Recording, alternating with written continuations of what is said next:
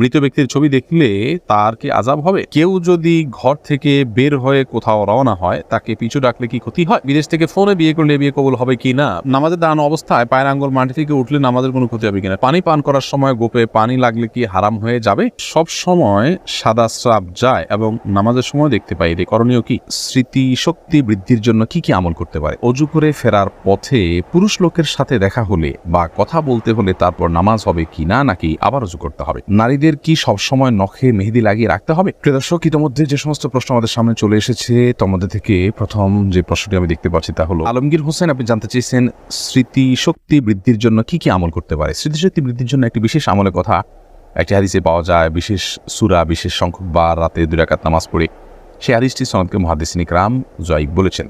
স্মৃতিশক্তি বৃদ্ধির জন্য গুনাহ থেকে বেঁচে থাকা আর স্বাভাবিকভাবে আল্লাহ রাব্বুল আলামিনের কাছে দোয়া করা, এই দুটি বিষয় বিশেষভাবে উল্লেখযোগ্য। আর নির্দিষ্ট করে বিশুদ্ধ হাদিসে স্মৃতিশক্তি বৃদ্ধির জন্য কোনো আমলের কথা বলা হয়েছে বলে আমাদের জানা নেই। এরপরে সাইফুল ইসলাম জানাচ্ছেন, নামাজে দাঁড়ানো অবস্থায় পায়ের আঙ্গুল মাটি থেকে উঠলে নামাজের কোনো ক্ষতি হবে কিনা? সামনে সমাজের উঠলে কোনো অসুবিধা না, উঠলো আবার নামায় ফেললেন, কিন্তু পুরো সিজদা জুড়ে যদি একবারও মাতৃরাজ না করে তার নামাজ হবে না। কারণ নবী সাল্লাল্লাহু আলাইহি ওয়াসাল্লাম বলেছেন, উমিরতু আন আসজুদা আলা সাবআতি আযম। হাদিসে আসছে যে তিনি বলেছেন আমাকে 7টি অঙ্গের উপরে সিজদা করতে নির্দেশ করা হয়েছে, তার ভিতরে পায়ের আঙ্গুল, এগুলোকে মাটিতে রাখতে হবে, এর উপরে ভর করে সিজদা করতে হবে।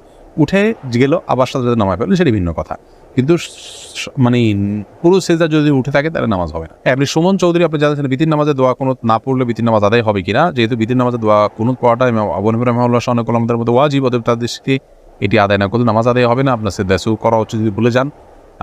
সৌদি আরবের স্কলাররা কিন্তু এটিকে সুন্নাহ বলেন। তাদের মতে বিতির নামাজে দোয়া কুনুত না আদায় করলেও নামাজ হয়ে যাবে, সিজদা সু দিতে হবে না বলে গেলে। তানিয়া ইসলাম, আপনি জানতে চেয়েছেন অজু করে ফেরার পথে পুরুষ লোকের সাথে দেখা হলে বা কথা বলতে হলে তারপর নামাজ হবে কি না, নাকি আবার অজু করতে হবে? না বোন, কোনো পুরুষ লোকের সাথে অজু করার পর যদি দেখা হয় বা কথা হয় তাতে আপনার অজু ভঙ্গ হবে না। অজু ভঙ্গ হওয়ার সাথে এর কোনো সম্পর্ক নেই। কেউ যদি অজু করার পর কোনো পুরুষের সাথে অন্যায়ভাবে দেখা দেন, হারামভাবে দেখা দেন, হারাম কথা বলেন, তাহলে ঠিক গুনার কারণ হবে, ভিন্ন কথা, কিন্তু এর ফলে অজু ভঙ্গ হবে না।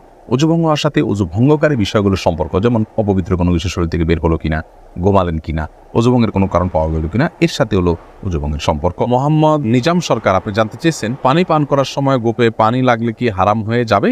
পানি পান করার সময় গোপে পানি লাগলে সেটা হারাম হয়ে যাবে না।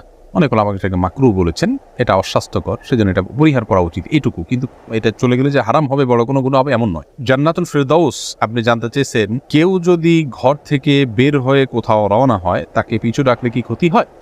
না, এটি সম্পূর্ণ ভুল ধারণা। আমাদের সমাজে অনেকেই মনে করেন এটি যে কোথাও বের হলে পেছন থেকে কেউ ডাক দিলে তাহলে পিছুটান হয়ে গেল, আর বোধহয় সামনে কল্যাণ নাই। এটি সম্পূর্ণ আমাদের মন গড়া কথা। এরকম বিশ্বাস করলে সেটা ছোট শিরকের অন্তর্ভুক্ত হবে। এটি আমাদের পরিহার করা উচিত।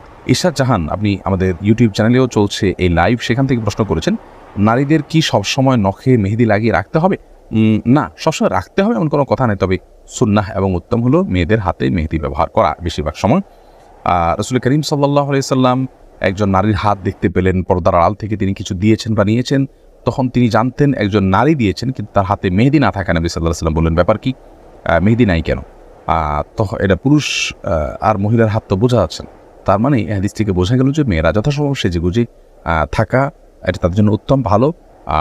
বিশেষ করে হাতে মেহেদি লাগানো এই হাদিস থেকে বোঝা যায় মেয়েদের জন্য উত্তম, অতএব এটা লাগিয়ে রাখা ভালো, কিন্তু লাগাতেই হবে, না হলে গুনাহ হবে এমন কোনো বিষয় নয়। ওসমান গনি, আপনি জানতে চাচ্ছেন আজানের সময় পেশাব পায়খানা করা যাবে কি না? যাবে, কোনো অসুবিধা নেই। আজান হলে ওই সময় পেশাব পায়খানা করা যাবে না বা দুনিয়াবে নির্দিষ্ট কোনো কাজ করা যাবে না, এরকম কোনো কথা কোরআন হাদিসে কোথাও বলা হয়নি। তবে হ্যাঁ, আজান সময় অবশ্যই আপনি আজানের জবাব দেওয়া উত্তম এবং ভালো। যদি পারেন মুখে জবাব দিবেন, আর না দিলেও কোনো গুনাহ হবে না। অর্থাৎ মুয়াজ্জিন যা বলছেন সাথে সাথে তা বলছেন, আপনি এর পাশাপাশি অন্য কোনো কাজ করছেন। তবে হ্যাঁ, আপনি টয়লেটে যদি থাকেন সেখানে তো আপনি আল্লাহর নাম নিতে পারবেন না, মানে উচিত হবে না, যার কারণে আজানের জবাব আপনি সেখানে দিবেন না।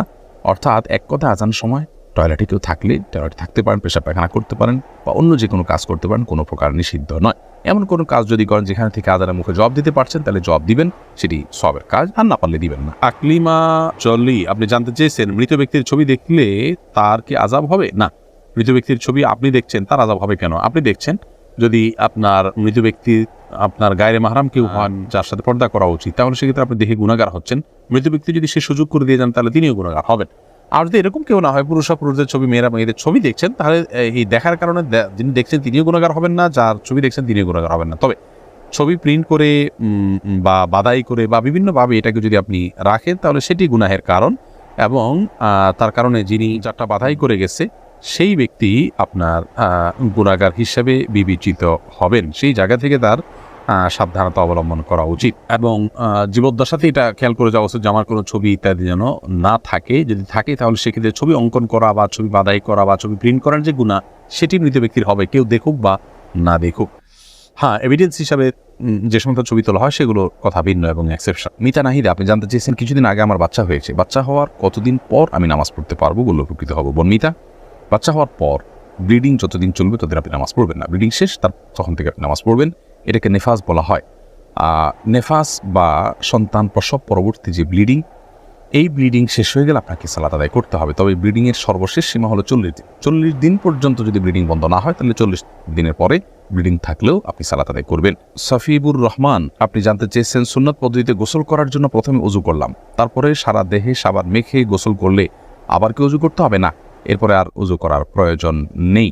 অনেক উলামায়ে কেরামের মতে লজ্জাস্থান সরাসরি স্পর্শ করলে ওযু ভেঙে যায়।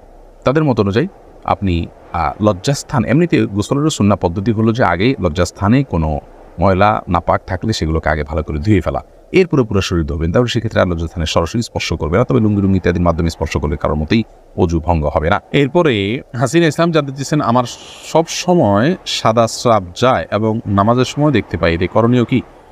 বোন, যদি নিয়মিত সাদা স্রাব যায় এবং আপনি নামাজের সময় দেখেন তাহলে তো আপনি মাযুর। নিয়মিত যেতে থাকলে এটাকে বলা হয় মাযুর। মাযুর ব্যক্তির বিধান হলো তিনি প্রত্যেক ওয়াক্ত নামাজের জন্য আলাদা ওযু করে নেবেন এবং এরপর তিনি নামাজ পড়বেন।